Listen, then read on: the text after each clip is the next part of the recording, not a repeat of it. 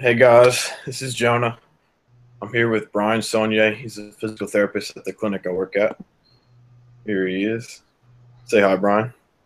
Hey guys. All right. And I got a few questions for him about PT and some budgeting. Uh, so my first question for you is, where does your income come from, and what conditions affect it?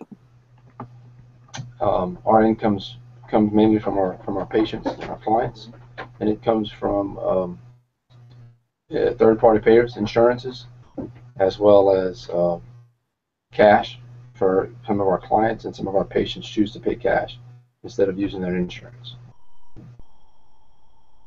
We may also Okay. have in third-party payers. We may also have, other than insurance companies, we may have some contracts with uh, workers' comp, business, work injuries, and also attorneys. Okay. Uh, and my second question is, what kind of expenses does PT have?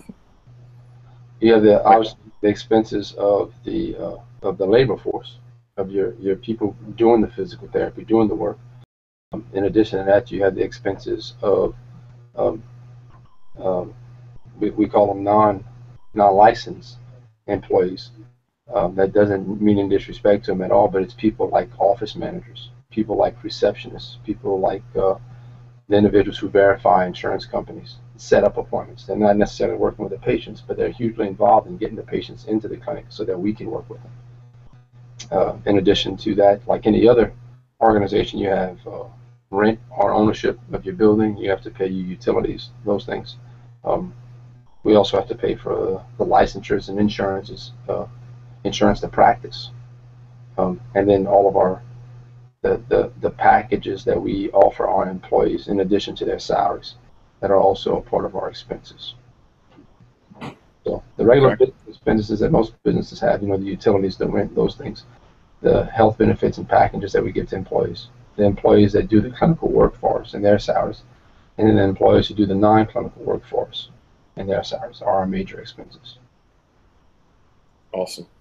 And how often does the budget change for the clinic? We have a kind of like an ongoing budget, have a living budget. We really comb through it once a year, and then it's kind of monitored monthly with the ability to kind of change it and make adjustments to it um, every quarter or so if we need to. Okay. And how did you learn the business side of PT? A lot of on-the-job training. Um, Unfortunately, because of the ever-changing world of healthcare, especially now, it seems like it's really accelerated. The things that I would have learned in PT school um, back in 2000, 2001 would almost be, minus the money in, money out, that kind of principle of understanding the budget that's been around for years. Um, More importantly, just the trends in healthcare, how to manage your income has changed drastically because of the changes in healthcare. So it's a lot of continuing it, just kind of staying up with the current trends and how to make it in today's market. A lot of independent studies, some CAU courses, and then we've been fortunate enough to have some really sharp consulting firms that we have worked with, and I've learned a ton from them. Okay. My last question is, what advice would you have for somebody who has graduated from PT? Like, what advice would you have for them about budgets and the I, that whole side of it? Recently, probably in the last 5 years, really started advising a lot of individuals who are going to be going to PT school, just starting out while you're an undergrad, as far as just having a better grasp of accounting and understanding the accounting and not so much marketing, not to downgrade marketing, but just to really have a good understanding of your money in, your money's out. How to make sure that what you're doing is going to allow you to be successful, as opposed to hoping that what you're doing is going to allow you to be successful.